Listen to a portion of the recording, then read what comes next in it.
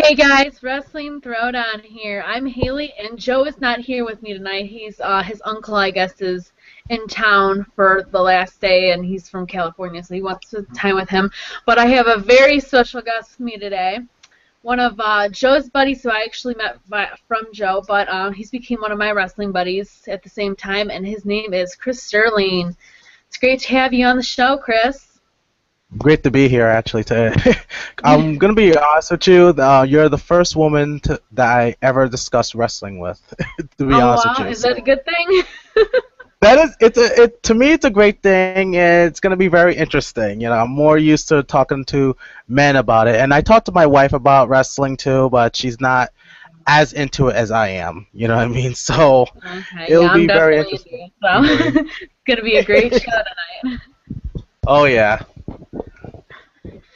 Okay, well, overall, this pay-per-view, all the matches I thought were very good except for the main event. Obviously, Chris has a disagreement with that, but I thought all the matches were solid. Like there was not one bad match. There was not really, I mean, all of them pretty much. They were all like 15-minute matches too. All of them were like they had. I do think it was a little bit out of control with the whole kicking out of moves thing. I think they kind of overdid that a little bit this pay-per-view. But other than that, it was good. I mean, it actually got me excited, except for one, the Mark Henry and Rusev kind of was too. But other than that, Yeah. the matches were very good. Chris, your takes on the whole pay-per-view? I thought this was a solid show. I was expecting it to be sort of lackluster compared to SummerSlam, but I was kind of wrong. It kind of had a went up a notch from SummerSlam, and I'm actually happy about that. There were some matches I was, well, actually, there was one match I was disappointed with. There was two I was really looking forward to watching. Of course, the one I was really expecting to be good was the one that disappointed me, and the one I did not expect to be good. One of them was the main event, and the other was the Divas match, which I was really surprised about that.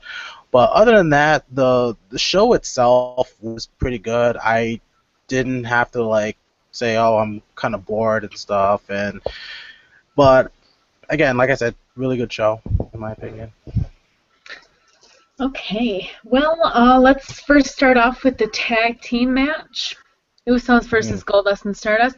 This, oh my God, their tag team matches. The tag team division for TNA and for WWE right now, their matches have just been amazing, like for both shows. It's just the tag team division is where it's at right now, and that's why, WWE really needs to pick it up with their tag team division, because, I mean, I know they got the Ascension now, so that's obviously going to help them, but they need to stop, breaking people up and everything.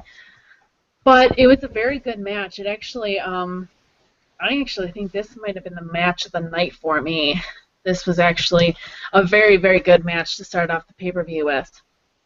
And, of course, my prediction was right.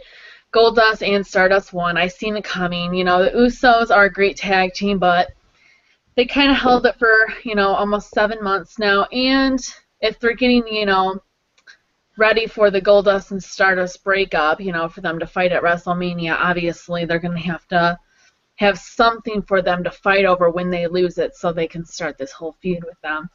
So this was the time to obviously win it. I don't know who's going to beat them for it, though, unless the Usos win it back, because all the tag teams are pretty much heels, except for the Usos right now that are actually like really relevant. Right. So we will see. I mean, it was a very good match, though. I really enjoyed it. I really liked it. Chris, your thoughts? I really enjoyed it. It was one of the matches I was really looking forward to watching, mainly because of Stardust. I really love his character, what Cody Rhodes is doing. And I know that a lot of people don't like the character. They think it's holding Cody Rhodes down. But I think it's really pretty much elevating him even more because it just shows that he was given a gimmick and made it work. And you've seen his past gimmicks. He had the mustache, he made that work. He had that mask to protect his face, made that work. Even go as far as to put over a paper bag to the point that everyone wanted to have a paper bag over their head. He made that work. And with his brother Goldust, it makes a really bizarre team, to be honest with you. And I'll be honest with you. Out of the two, Stardust is the most bizarre. And ever since I saw Cody in the JBL and Cole show, I realized how funny he was. So I did not have any doubts with him playing this character. As a heel, it's still effective. Now on to the match itself. I thought it was really good. Um, I kind of felt it could have went a little bit better, especially with the finish, but it did the job. The only thing that stood out in my mind in that whole match was the fact that the Usos wasn't wearing their T-shirts in the ring, because that was actually surprising. Most I always see their T-shirts on advertising their stuff, but it's good to see them actually looking more professional. And of course, their high flying, their style is without question. I always consider them as like the Samoan version of the Hardy Boys in a way. So, but other than that, I was actually happy that Goldust and Stardust became tag team champions, and I'm kind of curious to see where they're gonna go with this, because I thought the Usos were gonna retain and then have the Ascension come in and feud with them, but we'll see what happens. Yeah, great tag team, but I was a little bit disappointed with the finish. I mean, it was such a great match, and then of course they have to finish with that finish, and it's just, ugh. Sometimes I hate when WWE does that. Have a great match, and then, they just do a stupid finish. It's just like, what's the point? But other than that, though, I think it was just a really good match. Yeah, I think it was the lead. I think it was the lead up to the finish. How one of the Uso brothers went up the top rope to do a Samoan splash, and he just haul up the knee and then just do a roll up, and I knew he was gonna hold the tights, which it was expected because Stardust was a heel and he was desperate to get the cosmic key, as everyone's talking about the tag team belts. But it was expected, but at the same time, it was just a kind of a disappointing way to finish the match, and it was such a good match. You know what I mean? Yeah. So Definitely. Oh, we will see where they go, though. I'm not sure who they're going to feud with after their feud with the Usos are done, because that's really the only face tag team that I can think of that's actually, like, in the main picture right now. So, because the Ascension's heel, obviously. I mean, Slater Gator's heel, so we'll see. Unless it's Las Mandadores, I mean. But other than that, I really don't see them feuding, so we will see. Or it could be R-Truth and Dolph Ziggler, since they're wearing matching attire. Oh yeah. If they do want to make it could be possible. So I was like telling people, if you see them from far away, they kind of look freakishly alike. Only one is black and one is white, and I was like singing. I was literally singing to myself, Ebony and Ivory, when they come out, and I was thinking about doing like a joking video with them coming out to Ebony and Ivory I think it was by Elton John and Stevie Wonder. So it would just, people will laugh with that. But at the same time, I think that's the next match we're going to be talking about is Dolph Ziggler, or is that? Oh no, it's the U.S. That's like 2 matches away. Yeah. Right. I mean, with what happened with Dolph Ziggler, I mean, I wouldn't be surprised if him and R-Truth become a tag team, because they do look good with matching gear. Yeah, definitely. I mean, that whole thing, and we'll talk more about this during the match, but that whole thing is really helping, R-Truth and Damien Sandow. It is, definitely. It's given both of them something to do, and as much as I want Sandow to do something else, he is really funny. I mean, when he was coming out with the different gimmicks, and now he's doing the whole I'm the stunt double for The Miz and actually mimicking every single move that The Miz does, it does put a smile on my face, and it is entertaining. I mean, of course, WWE is all about entertainment, so. Yeah. Okay, next is Cesaro versus Sheamus, and this was for the U.S. title. And again, I knew this was going to happen. Sheamus wins, no surprise here. I would have liked to see Cesaro win, but if they do what they said they were going to do, either Rusev is going to feud with the U.S. title, maybe he's going to feud with Sheamus now and hopefully get the U.S. title and give it something, because Sheamus, I used to be a big fan of Sheamus. I used to really like him, but he needs a heel turn so bad right now. Like, it's just like he's one of the ones that needs it desperately. And I mean, the way he's only defended the title, what, twice, and he's had it for 6 months. I mean, Hmm. and I mean, I know that's not exactly his fault. I know that's obviously WWE's part on that because Oh Dean yeah. didn't defend it that much either. But you know what? The difference between Dean and Sheamus is everyone was behind Dean. Dean made the title look good. Sheamus, it's just kind of like almost like he's just so boring that people don't care. And I mean, this match was good. It definitely was good. It was a good physical match. But other than that, I mean, Sheamus winning was just not a good decision. I would have rather seen Cesaro win, but I definitely seen it coming. Right. For me with this match, it started off very, very slow for me, and Yeah, it did. I was borderline getting bored and say, I'm just gonna go on my phone and see what else is going on. And then around like 8 to 5 minutes left of the match, it really picked up and it brought my attention, and I was at the edge of my seat, seeing where this was going. And I have to say, Cesaro, you there? Hello. Oh. Well, I guess she got dropped by accident. But anyway, I just want to continue. Um, the way I saw this, I thought that Cesaro kind of brought the best out of Sheamus in this type of match. And with that being said, I really enjoyed how they ended it too. How Sheamus was like saying, "Come on, hit me harder, hit me harder. Is that the best you can do?" And then all of a sudden, bro kick out of Sorry nowhere. about that. I'm not sure what happened. Oh, okay, that's no problem. I kind of continued on a little bit, but I'll pretty much recite what I said. Pretty much what I said was I felt that Cesaro brought the best out of Sheamus in this match. I really think he did, Definitely. especially at the ending. And I did like how Sheamus was like being all Mr. Irish tough guy, saying, "If that's the best you got, hit me harder," and then out of nowhere, bro kick, 1, 2, 3, and that was it.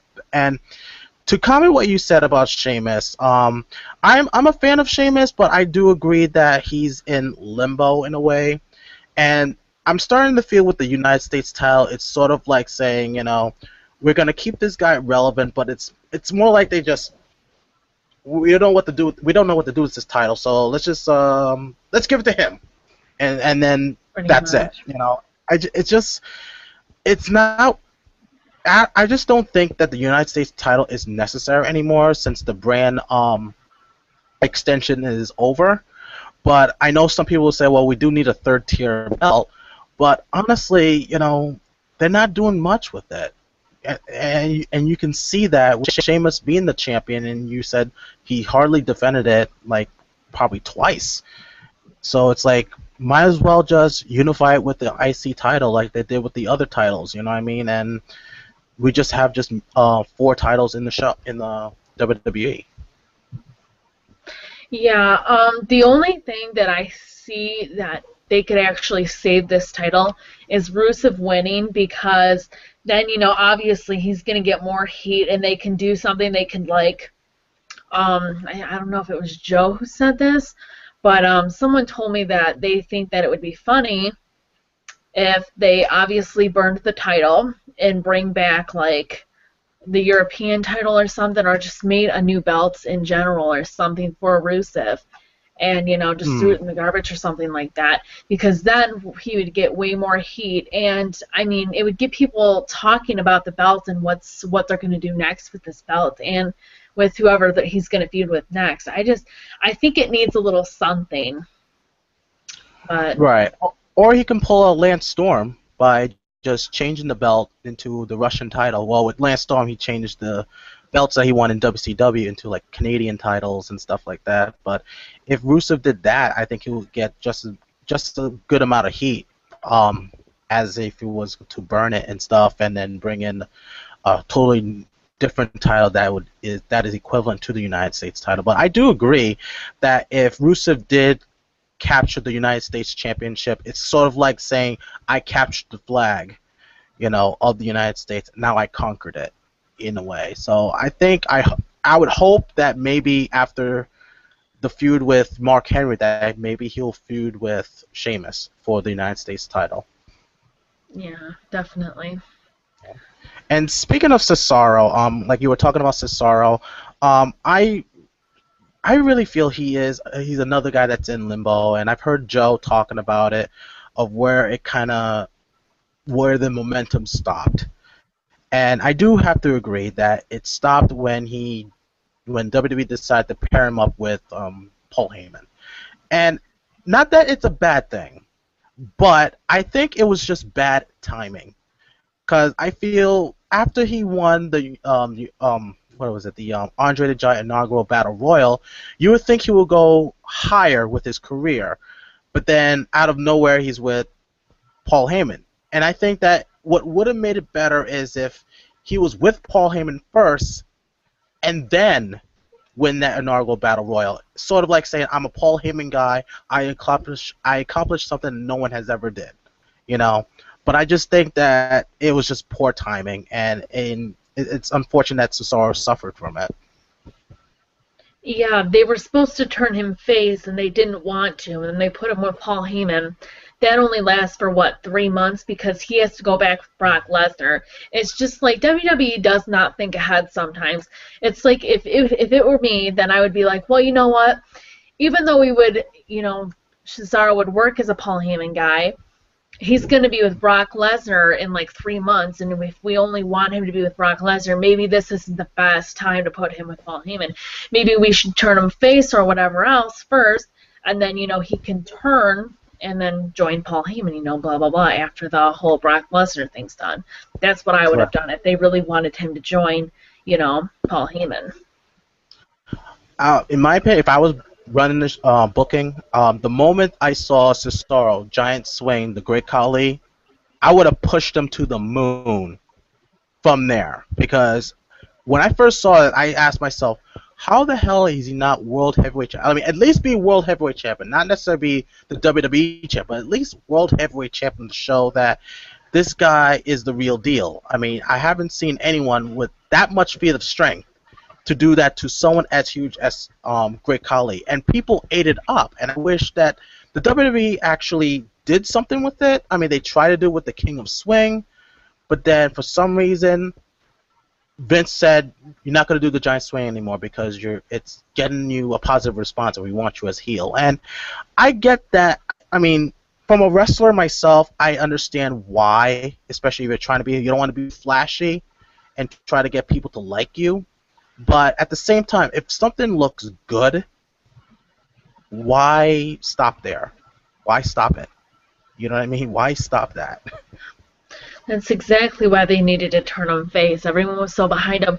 And, that's what they need to do with people. If they really see people behind the guy, just turn him face, I don't understand why it has to be. Or even just leave him heel. I mean, and just have him, just tell the fans to shut up or something to get more heat on him or something.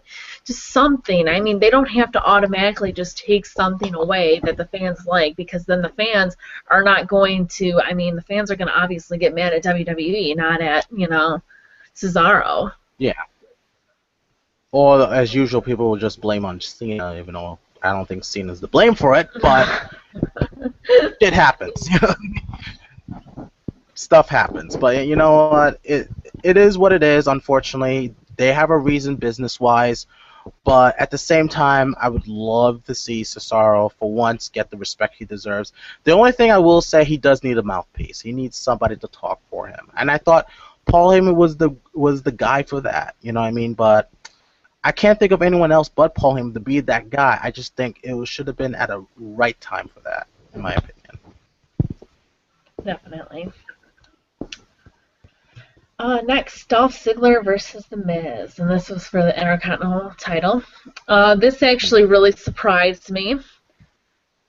Joe was right on this one. I'm pretty sure he said The Miz was going to win, and I thought Dolph Ziggler was going to win. I was actually very shocked when they had Dolph lose. It seems like they really wanted to flip titles a lot tonight. And, they did this with this one and the Divas. They keep flip-flopping the Intercontinental title and the Divas, like, every single month or two. They just keep flip-flopping to a different person. And, it's good for new change and everything like that. It's always good for a new person to win. But after a while it does get tiring to see, you just kind of want the belt to stay with one person for at least, 4 months, 4 to 6 months. It does get tiring after a while, so hopefully, if they really are going to go with The Miz winning, and I like The Miz, so I had no problem with it. I like both these guys. But if they Same. really, wanted The Miz to win, I hope that Miz at least holds on to the title for 3 or 4 more months, and not like Dolph Ziggler wins it again next month, because then it'll just make their feud. I mean, I guess it can make them interesting, to have the feud keep going, because like, oh, I won, you won, you won one. But it'll just get tiring after a while, and I'm pretty sure, everyone will agree with me about this, that it's just going to get stale, and like people are just going to be like, it's going to almost be so predictable that, since, Dolph has it this month, Miz is going to have it next month. Oh, since Miz is having it this month, Dolph's going to. It's just, it's going to get tiring after a while. But the match was pretty good. I'm not sure why the Florida Georgia line was in there on commentary. Obviously, I guess because they were from, obviously, where were they at last night? Tennessee. Yeah, Tennessee. So obviously, I guess they were from Tennessee, and so that's why they had them on there. I'm not really. I mean, I thought it was kind of ridiculous, but I did like seeing Miz down our Ziggler in their corner. So obviously, I guess they're gonna continue with that whole storyline with our Ziggler and Dolph Ziggler and Miz Dow and The Miz. Well, I obviously knew The Miz and Miz Dow were gonna still continue, but it looks like our Ziggler might be with Dolph. I don't know if it's just going to be for this feud, but we'll see what happens with this. I think they could be a good tag team, like what you said. Yeah, they actually do something. But the Miz and Dolph, since they're real good friends in real life, they always have good matches. It was a good match, but Miz won off the tights. This was another tights person tonight, but yeah, it was kind of a shocking win. I didn't think Miz was actually going to win, but. It just makes Dolph look. I feel for Dolph so much because it makes Dolph look so bad, and Dolph is like totally being punished, because he does have a big mouth. He's one of those wrestlers that has a big mouth, and he will shit talk WWE when he wants to, and he gets he thinks he's gonna get away with it, and I think that's why he's being punished, and that's, I mean, he needs to almost like have a muzzle on his mouth. But that's pretty much that. I mean, I feel for Dolph because, I really like Dolph. Dolph is so talented, and I'm really disappointed that they gave him this title and then the next month have him lose it. I mean, it just doesn't make any sense to me. But on the other hand, they are trying to push The Miz, so it is good for Miz because The Miz obviously needs something to do too. And it can also, have this feud continue, so I guess it works both on good hands. Right. As you read on the Facebook, and my only complaint throughout that whole match was the Florida Georgia line getting involved. I just thought it was very unnecessary. I didn't know like why they're getting involved. And I'll be honest with you, when they first came out, I'm like, who the heck are these guys? I did too. I didn't even know who they were. and my friends were like saying, you don't know who these guys are? I said, no, you never heard of them. No. He said, so you never heard of country music? And I joke around saying, no, I've never heard of country music. But of course I've heard of country music before, but I just never heard about these guys. And when they came out and I heard that they were musicians, my first thought was, let me guess, Heath Slater's going to come out and interrupt these guys or something like that because he still considers himself as a one-man band kind of guy. But I was wrong with that. But as far as the match is concerned, it didn't really do much for me. Mainly it's because of Dolph Ziggler. Nothing too negative. It's just, to me, you see one Dolph Ziggler match, you kind of see them all, because I've always noticed him as the guy that's willing to take unnecessary risks to the point, like, he takes these crazy bumps, which I've noticed he did tone down, but at the same time, it's like, there's some sort of a pattern with his style that I kind of felt like, I'm kind of seeing the same match. I've saw this already. But to me, I feel like for me to be more impressed with him, which I'm still impressed with his work, and I think he's a great talent, I just think he needs to work with guys who are not too much of a standard wrestler like The Miz. because I think of Miz as kind of standard, but he's still great. But style-wise, it's standard. Just like I feel like if he went up with Cena, I feel it's standard. I like to see Dolph Ziggler face someone like Cesaro, where I can see more out of Dolph Ziggler, in my opinion. You know what I mean? Like, do you get what I'm saying or no?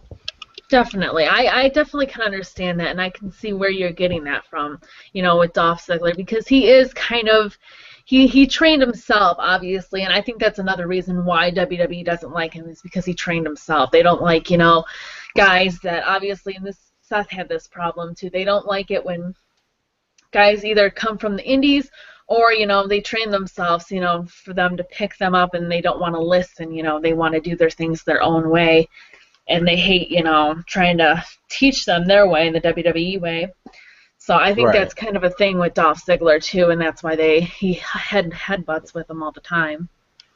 Right, and as a wrestler myself, if I were to talk with him, I mean, I bet he has more experience than me, but I would tell him, you don't need to do all these crazy bumps. Save them for like, special occasions, like say, one of the big 4 pay-per-views. Not every single show. I mean, granted, he wants to steal the show, and you can tell he wants to steal the show. But sometimes the type of risk you take does have repercussions. And we noticed that when he won his second World Heavyweight Championship, he got hurt with a concussion, and then when he came back from concussion, he had to drop it to Alberto Del Rio. And it's unfortunate that this happened, and people are saying, oh, they're holding him back, but it's like, the only one that's holding him back is Dolph Ziggler. If he tones down his style, which somewhat he is. He's toning down the style of his bumping and his ring style a bit to incorporate with the WWE style. If he does that, then WWE would think of him as a good investment. Hence why, always they run into John Cena because of the style he's doing. He's not risking his body as much as Dolph Ziggler. You know what I mean? And that's one of the natures of the business. That's where they want to invest somebody that could have a longevity, not ones that can just do whatever and then get hurt, and they're not going to be a good investment. Yeah, he definitely has had his share of concussions lately, and I mean he's gotten better with that, but he got like 3 concussions within like a few months. Yeah. It kind of reminds me of Corey Graves too, and that's a shame too with Corey Graves because I think they said that he can't be a wrestler anymore. They still want to keep him, but they want him to do something else because he's already had 2 concussions this year. And that's a shame too because he's another great talent. He's actually one of my favorites from NXT, but I mean, it's just like you got to be careful. If I want to put my body on the line, I'd obviously do it at like WrestleMania or SummerSlam or something big, like that. I wouldn't do it at like, just a random Raw or something like that. I mean, it is good to, have a good match and everything and bring out your best and everything like that. But it's just like if you want to do that every single time, your career is going to be cut short. Yeah. Perfect example, Mick Foley, unfortunately, I mean, he could have still wrestled and even do that program with Dean Ambrose, but because of the risk he took, it did shorten his career. I mean, he lived a full good career, but to say I want to come in and wrestle every once in a while and put people over, he can't do that anymore because of the style he chose to do. And those are one of the things, sometimes you have to choose the right style to either incorporate with your character, but you have to understand there's always going to be consequences of the decisions you make in professional wrestling when it comes to your style. Definitely. Next is Seth Rollins versus Roman Reigns. Now, if you guys did not hear or didn't see my post on Wrestling Throwdown, obviously Roman had what was it called? I know it was a hernia. They called it a chronicle hernia, I think they called it. Something like that. I would just say hernia. It was emergency surgery. He had it the day before Night of Champions, and he had to go in, obviously. And he said, I guess he's had it for a while, and he was trying to like pull it off, and it just kept getting worse and worse. And obviously he had to go into emergency surgery. Yep. Now, they did say he was going to be gone for a few months, but my website said it's going to be more like a month. They over exaggerated, I guess. So we'll see if my website's right. It's usually right, so we'll see. But Seth, says that, Roman did not show up, so he wants his hand raised, and says that he wins obviously by, forfeit. And then he says that he wants an open challenge, and he says anyone, and obviously we knew Dean was returning tonight, and obviously this just opened up the passage for that. And they actually, my website also said that they weren't even going to have this match anyways. If Roman was even, like, they were going to make up some excuse where they didn't have this match, where Roman either was going to get K-Fab hurt, like, just for that night, or kicked out of the building or something like that, just so Seth can say, oh, I win by forfeit, so Dean can come out. So they planned this whole thing, but I guess it worked better for Roman getting hurt. Not that that was a good thing or anything, but anyways, Dean Ambrose returned, and they pretty much had a brawl. Authority broke it up, and I know you commented on this. What do they call those, ties or whatever? It was the zip ties. They did that with Dean instead of actually using handcuffs, which was actually we've seen it coming because obviously they weren't police officers, they were security guards or whatever, so they obviously, didn't have handcuffs probably on them. So zipper ties, yeah, that's what they're called. And so they carried Dean away, and that was pretty much that, and they raised Seth's hand. My thoughts on the whole promo, I knew he was gonna go and say, like, count him out because he's, I'm gonna give him an opportunity, count him out, and we know he wasn't gonna come out.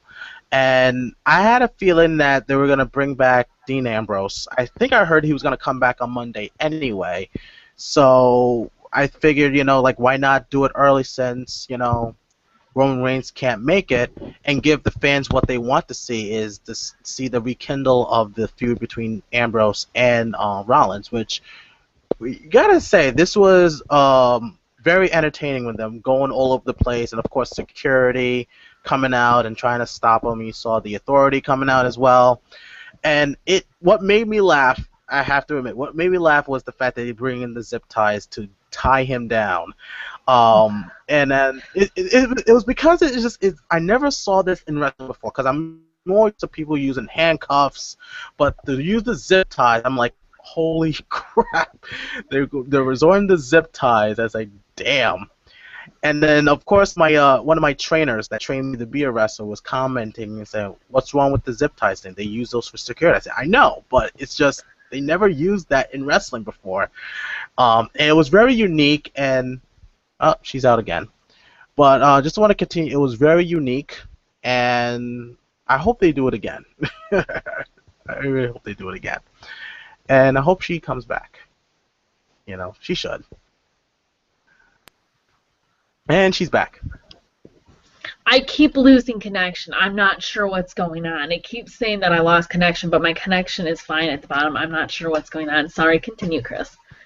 No, no, I was just saying, like I said, I was just saying that it was just very unique to see people use zip ties instead of the regular standard handcuffs to subdue the lunatic fringe known as Dean Ambrose. But other than that, that segment was very entertaining, and I hope to see more of it.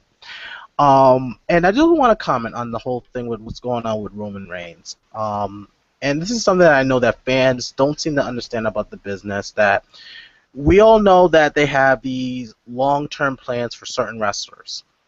And there's going to become a time where there's going to be a stone in the road, where someone gets hurt or someone gets fired, and then they have to actually go back to the drawing board and see, how can we fix this? It's sort of like what happened with Daniel Bryan, where they had plans to have him face Brock Lesnar instead of Cena. And I was commenting on a lot of people who were blaming Cena for this. I was saying, if Bryan was still around, Cena will probably be doing high-level mid-card matches, in my opinion. He probably would have still feuded with Bray Wyatt probably at SummerSlam. Or, heck, even since they're doing the whole American thing, he's very pro-American. Could have feuded with Rusev. You know what I mean? But you know, stuff happens in professional wrestling, and that's part of the business. That if something bad happens, you have to have a plan B. And in situation like that, they went with a plan B, and that was Dean Ambrose, which worked. You know what I mean? But is this going to jeopardize Roman Reigns' chances of, from what I've heard, he's going to main event at WrestleMania 31 against whoever the champion is, probably Lesnar. I doubt that, because from what you said, it's going to be like a month he's going to be away, so I think he would be just fine. As far as like being an investment, I think he's still a good investment. I don't think they want to give up the chance of making Roman Reigns a star, even because of this unfortunate mishap. Yeah, when I seen it, I was actually coming back from Frankenmuth. I was actually in the car. We were on our way home, and I just kind of went on Facebook, and I seen Joe posted it on his wall, and I was just like, what? And I go to WWE.com, and I see it, and I don't even like Roman Reigns. You guys know I don't like Roman Reigns, but obviously I don't wish bad things on any wrestler, especially one who's talented. I mean, I know Roman Reigns is talented. I'm not going to say that he's not talented and be biased and say, oh, he sucks, because we know he doesn't suck. We know he's talented. And for this to happen, you know, I was actually sad, you know, I was just like, oh, you know, I hope he's okay, I hope he's not gone for that long, you know, because they did say, I think on the website it said 6 to 8 weeks, so like a month and a half to 2 months, but because he waited so long, I guess because if he would have done it sooner, it wouldn't have been that bad, but since he waited, I guess it's going to take some more time to heal up. But and you know, I don't blame him for that, for waiting. You know, once he's thinking, oh, I'm getting a push, I can't, you know, have surgery right now, you know.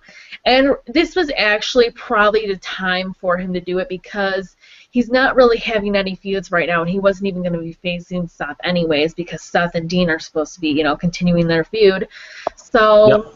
And it's not Royal Rumble time or anything like that. So this is probably the time in his push. If he had to get hurt for a month or two, this would be the time for him to, you know, especially since he finished up with Randy. At least I think he did.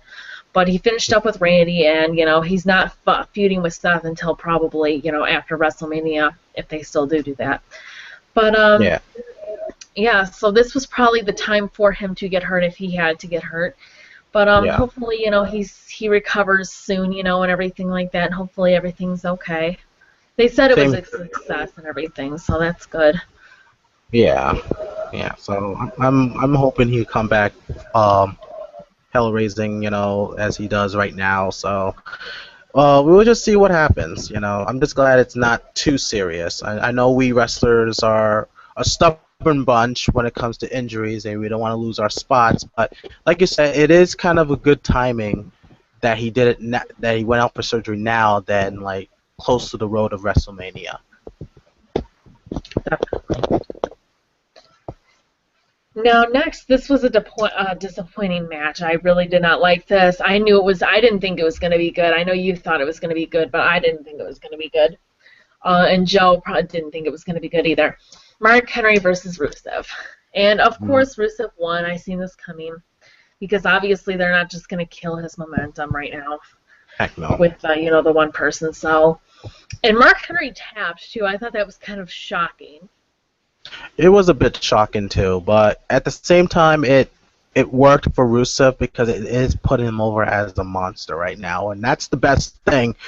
And the fact that Henry, being a veteran that he is, like he's been in this company for like almost going on 20 years now, is willing to do a favor for Rusev. And Rusev is a young talent, and he was willing to like say, "I'm the world's strongest man. I'll put you over, and I'll make you even a bigger monster than you are." And this match did make Rusev a even bigger monster, that he toppled down the world's strongest man. So I wasn't disappointed with the finish. I wasn't disappointed that Rusev won, because I'm actually Rusev Mark. I really like Rusev's character. You hardly see monster heels nowadays that are not going to turn into jokes like, you know, Khali.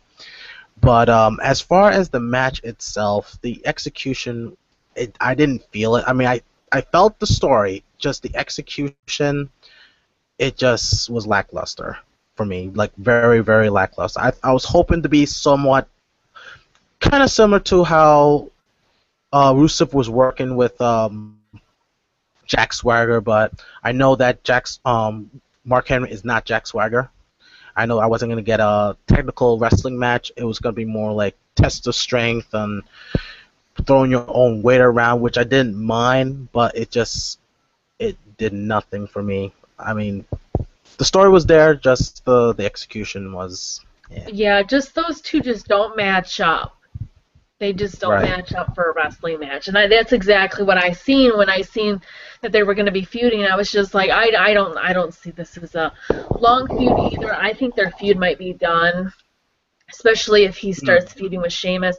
I mean, they could still continue for another month, but I don't really see the point because he tapped out. I mean, for Jack Swagger, there was a point to continue because the first time, it was count out, and the second time he didn't even tap out. He passed out. Right. So technically he still didn't win. So that's why they continue with, and the Jack Swagger thing was great. I loved him and Jack Swagger.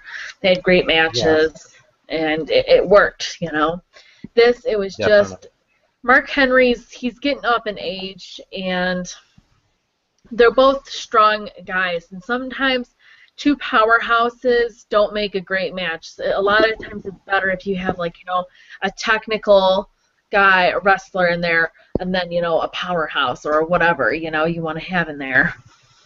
Because I don't know, I've just noticed that two big guys just don't really have very great matches. I really haven't.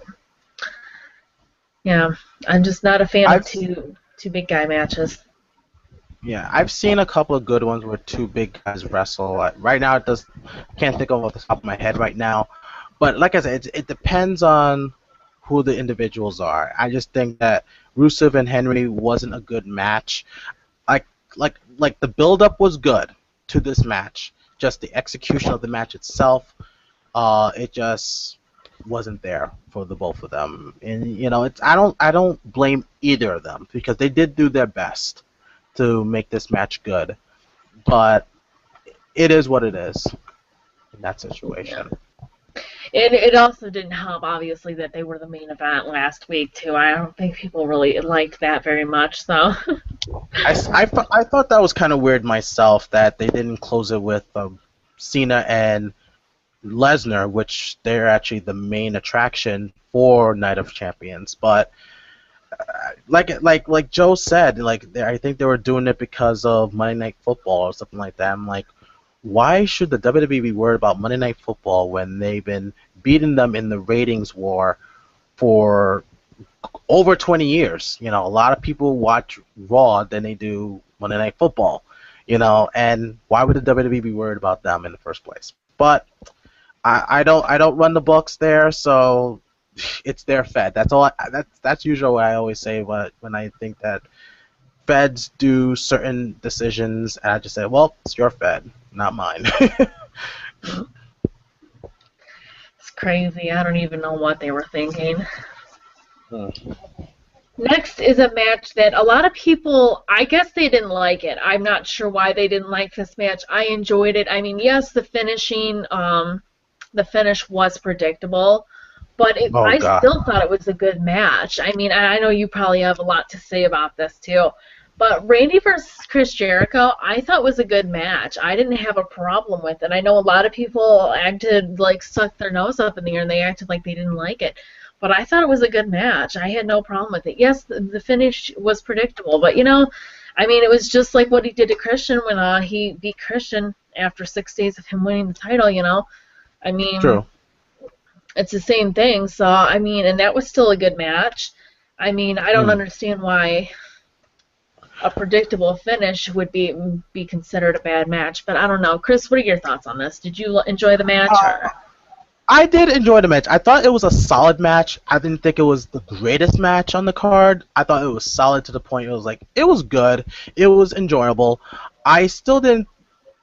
Like I said, the finish was very predictable of the way they set it up. You knew that Randy Orton was going to counter, but at the same time, it didn't define the whole match. It was just, yes, it was a predictable finish, but it didn't define the whole match. At the same time, it didn't do a lot for me, mainly because of the fact that there was like, I think they just threw this match together for some reason. They just threw this match together, and the reason was, either Randy Orton was jealous of Jericho or something like that, and I just think it was just more of giving Randy Orton something to do while Reigns was going to be feuding with Rollins. And that's the way I took from it, and maybe that's why people kind of didn't feel the match. But overall, it was a solid match. Predictable finish, yes, but solid match, definitely. I mean, I can't say bad match and Chris Jericho in the same sentence, to be honest with you. I can't say that. Yeah. With Randy Orton, at times, yes. I mean, there was that one match with Kane at WrestleMania that I was not a big fan of. But, when it comes to the words bad match and Chris Jericho, I don't see that in the same sentence. Yeah, the storyline was not the best. I mean, they pretty much said, oh, now we don't have a feud, now we don't have someone for Chris Jericho to finish his feud with, and Bray Wyatt and him are done. And that's what's funny, too. Bray Wyatt didn't even come out last night. He was supposed to interrupt some match, either the Intercontinental or the U.S., to do his next feud. So who knows what Bray Wyatt's going to do now. Who knows if they might just destroy him, and I'm going to be pissed if they do that. But I thought that was ridiculous.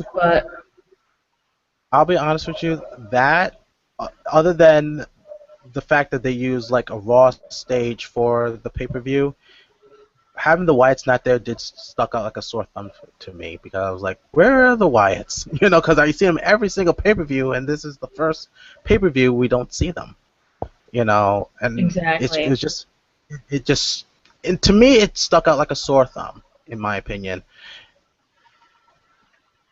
It was bizarre, and and that's what I've been hearing too, that even though they didn't have a match, that they were still going to be at the pay-per-view. They were going to interrupt a match or something to start their next feud. And it's just like, I feel like almost they should have just finished with Chris Jericho, because had one last match, and skipped the steel cage, and then instead of having their steel cage match, have it obviously this pay-per-view, because Chris Jericho is going to be leaving after this. Right. At least that's what he says on tour. He's supposed to be going on tour after this for I don't know how long. So Randy Orton, obviously, I don't know if who he's gonna feud with, especially since Roman's not gonna be back for another month. He's probably not gonna be back till right after Hell in a Cell. So who knows what Randy's gonna do for a month, if they are gonna continue that whole thing. But it's just ridiculous. Like, I feel like they needed to just finish that up. But on the other hand, they wouldn't have had anything for Seth. But that's what's so funny, because Seth did two things last night. They should have just not had a match with Seth, and have Dean come out, and blah, blah, blah, and then have Roman and Randy, obviously. But then what would they have done if they would have, obviously, because Roman's hurt. But I still feel like that would have been better. You know what I think, though, in light of what happened at the end of the show, when we're talking about, we're kind of questioning what Randy Orton's going to do, is possible they might, I don't know, I think it might be a bad idea, they might pair him up with Dean Ambrose.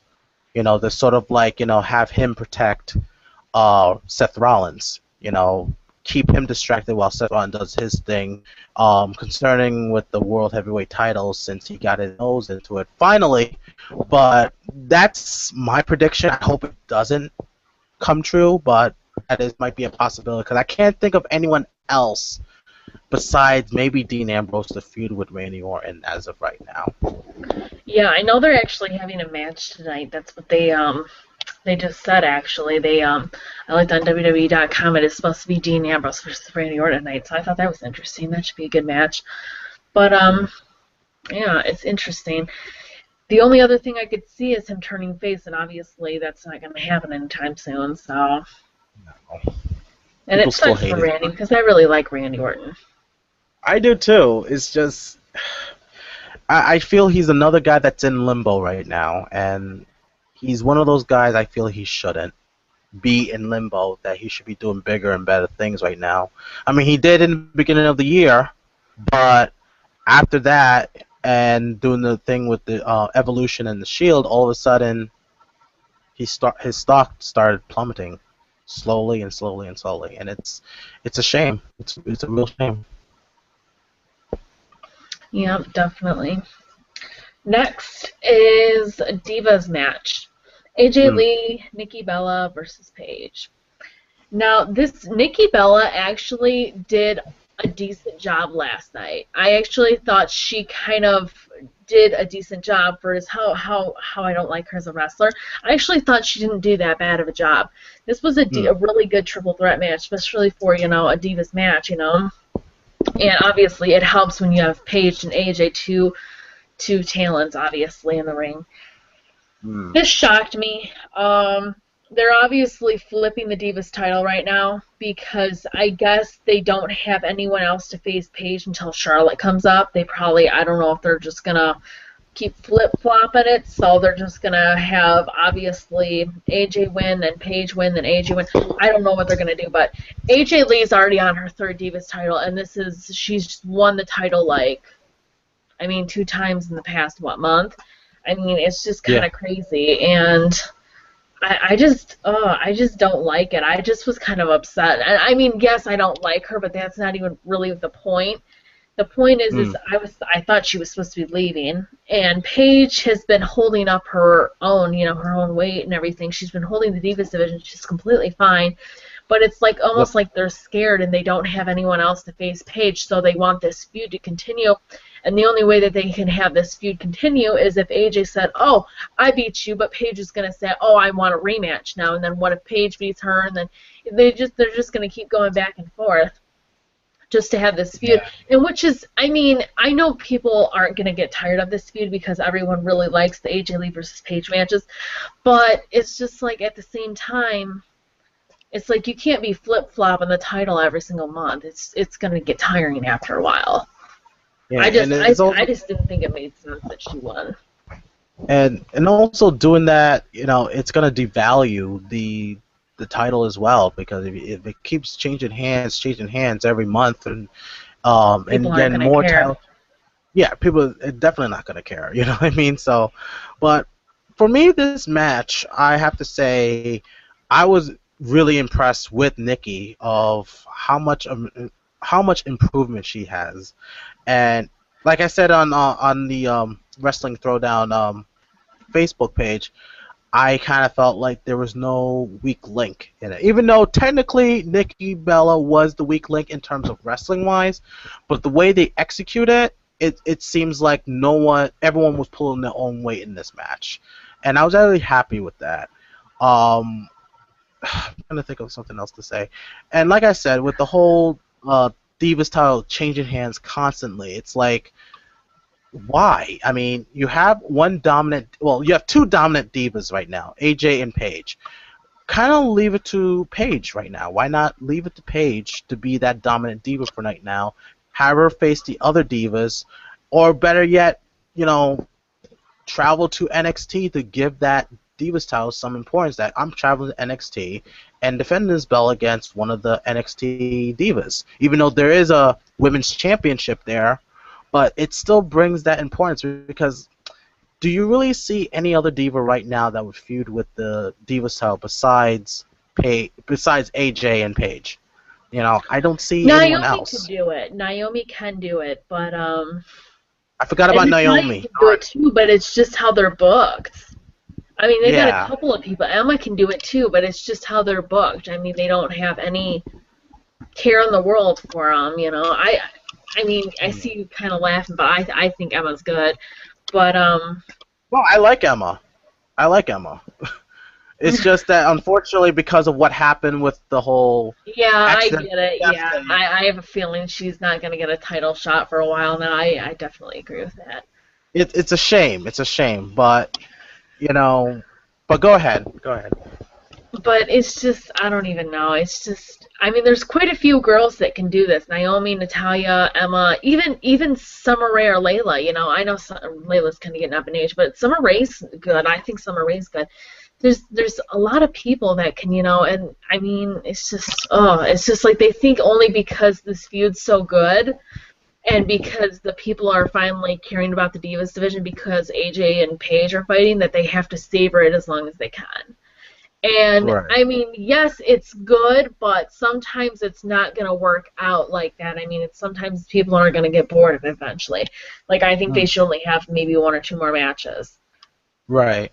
Like, if they're really going to keep the belt on AJ, they need to just keep it on the belt. But obviously, I have a big feeling that Paige is going to win it again, either next pay-per-view or the pay-per-view after that.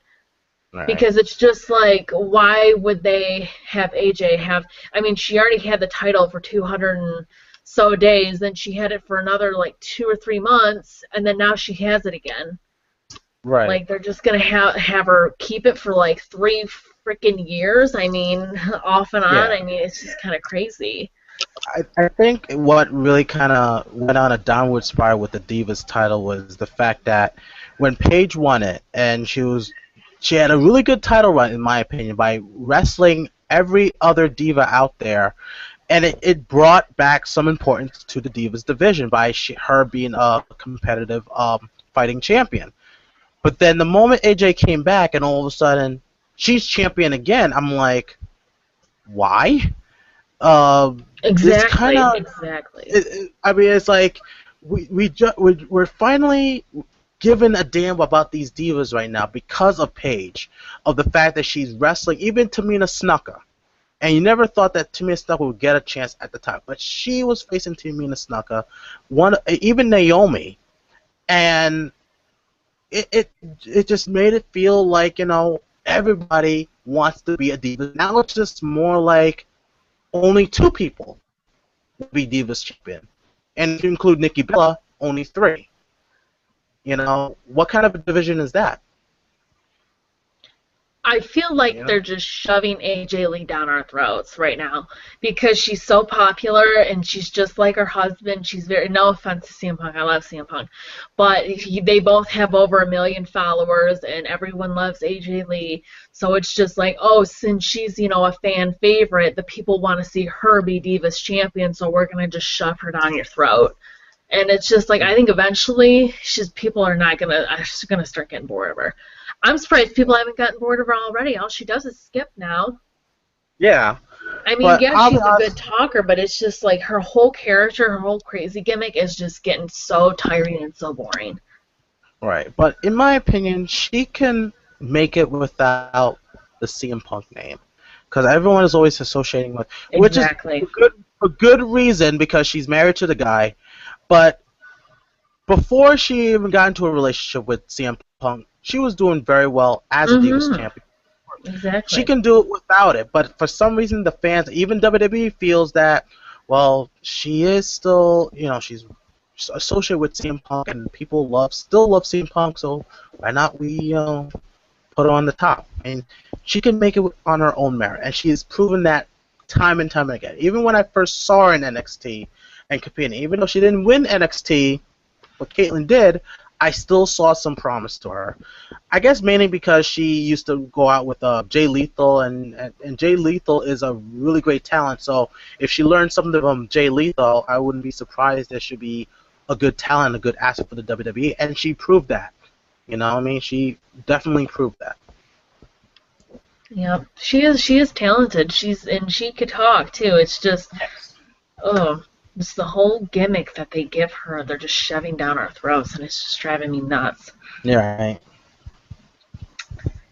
Next is the main event, and I know you have a different opinion on this. I'll just say it right now. I did not like the main event. I know a lot of people thought it was good. I did not like it.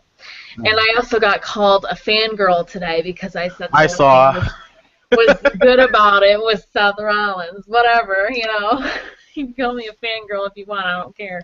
But pretty much they set it up for it to be a long match. Like they started this match.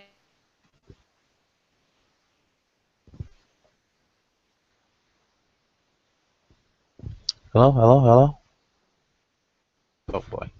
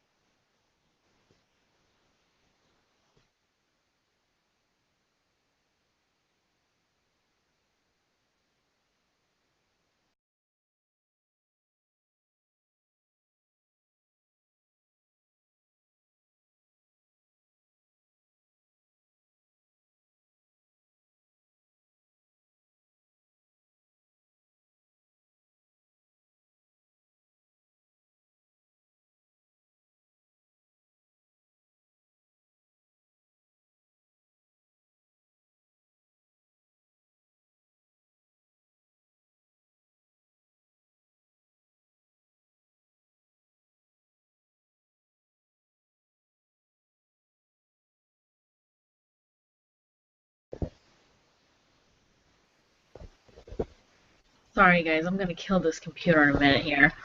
Sorry about that. Okay, so Yeah, anyways, sorry like I about was that. saying, it was the DQ match, and they set this up for like a 35-minute match, and it was really only, I would say, what, between 10 and 15 minutes, probably about Yeah. 15-ish minutes. And so it was pretty short. It wasn't like a main event. Like it's supposed to be. Like most main event pay-per-views are at least like 20 minutes, you know. Yeah. And it was a DQ because Seth Rollins came out and he hit the briefcase, hit John Cena with the briefcase, and it looked like he was gonna cash in. And I knew he wasn't gonna cash in. I was just like, there's no way that they're gonna let him beat Brock Lesnar. There's no way, no way. And my brother acted like they were actually going to give it to him early because, you know, Roman Reigns is out of the picture. And I'm just like, well, Roman's coming back in like a month or two. I'm just like, he's not going to, you know, they're not going to need that, you know, Seth to, you know, cash in right now. And so he curb stomped Brock Lesnar, and it made it look really good. Like, everyone was freaking out. Everyone really thought that he was going to win.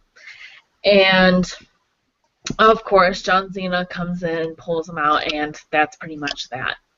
And he calls him a fool, and Seth goes on his merry way. And obviously the match did not start, so of course he still gets his briefcase back. I actually thought Dean was going to come out, though. I didn't think John Cena was going to come out. I thought Dean was going to come out. That kind of shocked me. Dean must have been in the back of a police car. Yep. But anyways, it was just, the whole match was pretty much just kicking out of moves. And yes, it was. I feel like I want to say it was better than last pay-per-views, but I mean, last pay-per-views it was longer. It was not, you know, everyone kicking out of moves. I felt like they overdid the kicking out of moves. Like John Cena, the first move he did was obviously his finishing move, and he acted like he was gonna win right away. And Brock Lesnar kicked out at one, which was hilarious. Actually, I thought that was pretty funny because no one's ever kicked out of that at one before. At least not that I can think of. And, you know, I think he did, what, 3 FUs altogether? Yeah, 3 FUs or AAs, whatever you want to call it. Yep. Yeah. And I still call them FUs. I don't really care. And so he pretty much, on his 3rd FU, Seth came out, and Seth obviously hit him with the briefcase. But it's just, oh... And how many did Brock Lesnar? Brock Lesnar did his move a few times, didn't he? He did. I know he did 8 suplexes. This time, different ones, not just German suplexes. Yeah. I don't think he, except for the final segment. Yeah, his not the Kimura. I almost say the camel clutch. Wow, not the camel clutch. The Kimura. Yeah. Yeah, so, he did the Kimura. But other than that, but I mean, it was so. I mean, John Cena did look better, but it was almost like it made his move look like it wasn't good enough. Like he really needed a new finishing move. It got really tiring. Like it gets. I mean, I remember back in the day when you did your finishing move, that was it. Right.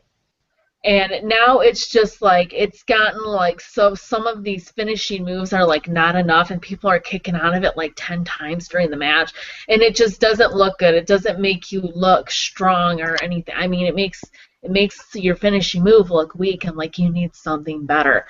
And John Cena, I mean, it doesn't even look like, I don't know, I feel like his finishing move needs something to it anyways. I like John Cena and everything, but his finishing move is just, I feel like it's almost gotten too plain. It was good back in the day, but now it's just gotten like too plain, and everyone's kicking out of it. CM Punk kicked out of it a couple times. Brock Lesnar's kicking out of it all the time. It's just, it's gotten so plain that I don't even know. I mean, it fits him, though. So, like, I feel like it would be pointless for him to change it now because he's, 37? So obviously he's in the prime, a little over his prime years, so I feel like he should obviously just keep it. He's had it for like 10 years now. Right. But it's just, I don't know, it's just the whole match was just kicking out of moves and the suplex thing again. And it really didn't have, I mean, yes, John Cena looked better in it, and it was more physicality between the two, so that was one good pointer on that. but it was too short of a match. It ended in a DQ, and there was like 10 minutes left over in it too. 10 minutes before it ended. So it's just like, if you really wanted to make it a DQ, couldn't you have at least had the match like end like, or go for another 5 to 10 more minutes? I mean, it was just kind of ridiculous how short that match was, and then it was a DQ, and then they still had 10 minutes left over. Right. It was just, I wasn't a fan of it, and I mean, I know people disagreed with me. I know people really liked it, and they thought it was great and everything like that. But the only thing that really got me excited was the Seth thing. And yes, yeah, I know he's my favorite wrestler, but that's not the point. I mean, it could have been anybody. It could have been Roman Reigns. I mean, obviously that wouldn't happen, but it could have been like any random person just come out. Randy Orton, for example. Randy Orton could have just destroyed someone, and Brock Lesnar or something like that, and that would have got me excited. It would have been like, oh wow, because what are they going to do too now with Brock Lesnar? Brock Lesnar got curb stomped. Do you really think he's going to let the whole thing with Seth go? I don't think so. But I don't know though. He's feuding with Dean now, so back again. So I don't know what they're going to do with that whole thing. That's why I thought it was kind of crazy that he came out. Because I'm like, he's not going to cash in on Brock. He's not going to try and cash in on Brock. Brock's with the Authority. And Seth is obviously with the Authority, so why would he cash in on Brock? Right. It's crazy, though. But what were your thoughts? I know you enjoyed the match. All right. The way I look at this match, I looked at it from two perspectives. One as a Cena supporter, and the other as a Cena hater. And I try to think about like how would these two different types of fans feel about the match. So when I went into this match and seeing Cena start off with an AA or FU, I was like, holy shit, he just did his finisher at the first moment of the match. But I knew he was going to kick out, but I didn't expect him to kick out at 1. And I was like, uh-oh, this is shit's going to get real now, and you just made Brock Lesnar angry. So yeah, Brock Lesnar tried to do the German suplexes at first, and then again, Cena blocked it, and that was the story part I liked. That I felt that Cena was ready for Brock Lesnar, but at the same time, Brock was ready too, and changed his game up. Hence, why you saw him do different suplexes rather than just the German suplexes. Trying to remember what else happened. That just stood out on my mind.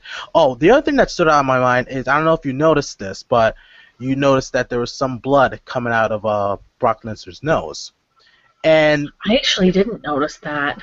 Yeah, and I know like WWE doesn't care for blood anymore, but when I saw that, as a person that loves to see storylines, I just said to myself, John Cena just made him bleed, and in the words of Arnold Schwarzenegger, if it bleeds, you can kill it.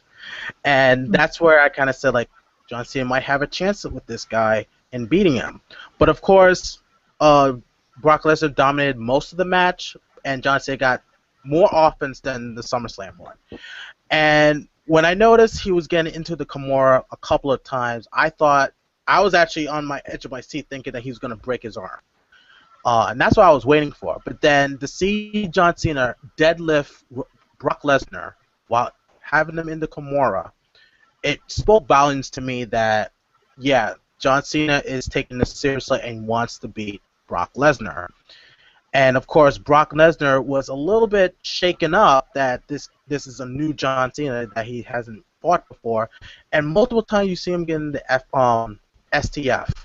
And almost tapping out, which I know that the WWE announcers were saying that he could have tapped out, but it's like at the last moment he pinned him.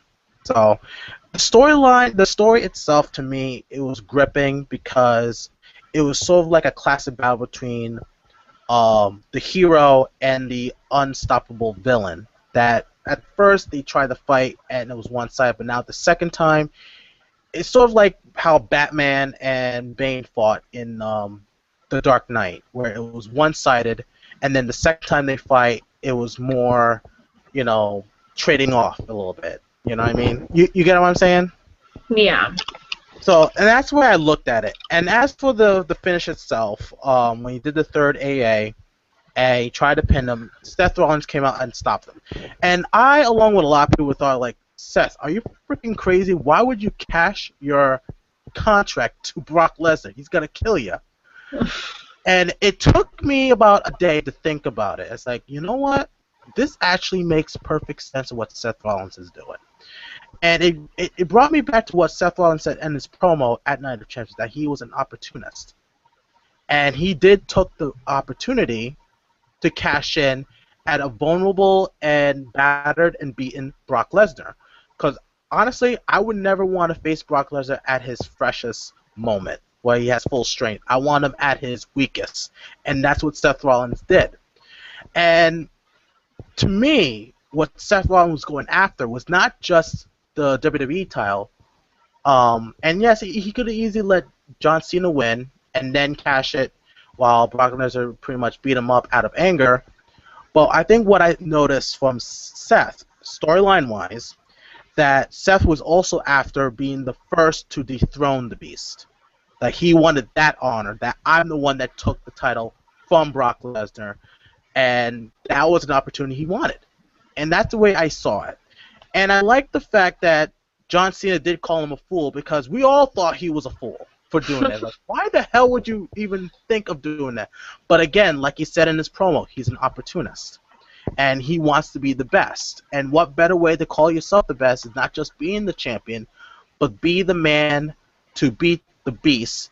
Something that Undertaker, Big Show, and John Cena could not accomplish. And I think that if they went along with it, it would have catapulted Seth Rollins' career to greater heights from that. You know, especially when you hear him, I'm the one that dethroned the Beast. You know, but another thing that was good about him cashing in, it again brought importance to the WWE title, because ever since they had two champions, it started losing its value. And I talked to a lot of people and they agreed. But now there's one, and I feel like when CM Punk had it for 434 days, it was bringing back importance. Then The Rock won it, and it brought it even bigger importance. Then, of course, John Cena won it again, and then Daniel Bryan won it, and then they did the back and forth with Randy Orton. And then when they finally had that one title, and I felt like now is the perfect time to build up the very title that everyone covets. And by what Seth Rollins did, it showed that he covets that belt so much that he's willing to go through a monster to get it. Even when it comes to beating him while he's down, which I think that's the smart thing to do, you know. So all in all, that's why I felt that the match was, to me, best match of the night, because it just had a good storyline, and it brought more importance to the championship belt than it did in like almost a decade. Well, it did open up a lot of opportunities, especially for the whole Brock Lesnar thing. Like, what is he gonna do now? Is he gonna just forget about that whole Seth trying to cash in on him and curb stomping his face into the, mad? I mean, what is he gonna do? Like, is he just gonna forget about it and be more mad at John Cena? Is John Cena gonna, try and talk to him and stuff and get in Seth's face? I mean, you would think that, but Dean's back now, so what are they going to do? Like, I mean, obviously Dean, unless K-Fab fired Dean Ambrose, I mean, and then have a triple threat match at Hell in a Cell. That'll be interesting. We haven't seen. And then Dean coming out and obviously costing Seth his title. I mean, they could do something like that, I guess. But other than that, I don't see them having anything else. Because he's in the middle of feuding with Dean, and obviously John Cena is going to get another rematch. That's another reason, too, I think, why they did the DQ. They probably thought about it, and they're like, well, we don't have very many people to fight Brock Lesnar until, Roman does at WrestleMania, so I guess they wanted to drag the Cena and Brock thing out one more match at least. Yeah. So. Or heck, they might make it a fatal four-way with Seth Rollins and Dean Ambrose. They could do that too, yeah. for Hell in the Cell. I can see I have a that. feeling they're going to do something with that. I have a feeling that Seth is going to be in the title picture next month because they're not just going to do that with Brock Lesnar and then But we'll Hmm, see what happens tonight. I mean, definitely. there's a lot of different things. I mean, I know Dean's facing Randy, so we'll see. Hmm. But overall, guys, we both thought that it was a solid show. Whether we disagreed on some matches and stuff, we still both agreed that it was a solid show. Had Yeah. some good matches. And it's interesting. I really hope that we see some different storylines tonight. Hopefully, Sheamus and Rusev, and maybe, hopefully, Bray Wyatt gets in his feud, and we'll see what's going to go on with the whole Seth, Brock, and Cena thing. Yep. But don't forget to hit that thumbs up button. Don't forget to subscribe, and don't forget to join our Facebook group. And Chris, don't forget to follow his channel. I'll put that link in the description. Chris, you want to talk about your channel for a few minutes? Yeah. I just mostly talk about things that happen in the world. My main content is on professional wrestling, and lately I've been doing a lot of reviews and suggestions for fights for Superpower Beatdown, where they put two superpower heroes from different genres like comic books, TV, movies, and whatnot, and just have them do battle. So I've been doing those videos now, but still I do my wrestling. So if you want to check me out, go ahead. And if you want to see my older videos, I do also music videos like tributes, like with Transformers, Gundam Wing, anime, whatever. And also my wrestling matches is also on there too. So please check them out, and I hope you don't be disappointed.